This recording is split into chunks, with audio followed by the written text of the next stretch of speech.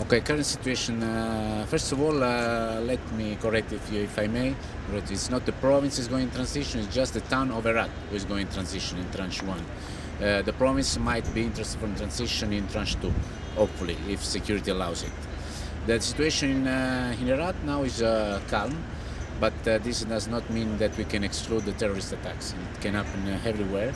But the ANSF, and in particular for the town of Herat, police and intelligence service from the Afghan side are doing a great job preventing these kind of threats. We are ready to face transition. ANSF are ready to face transition, and we are optimistic that we must be. Transition, if you want to be simple, means that we give all the authority to the ANSF, to the Afghan authorities. Herat, I would say, is a particular case because this has already happened. I would say that Herat is already in transition since months. We don't have ISAF units in Herat, with the exception of the PRT, which is the Provincial Reconstruction Team, which, as you know, is basically aimed at development. It's not a security unit.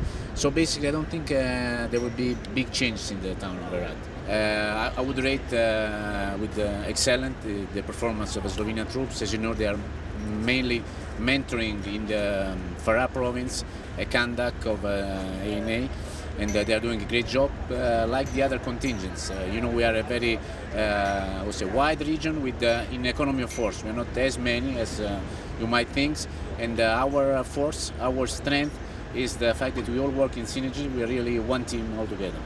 Do you see a complete withdrawal of ISAF forces in the future?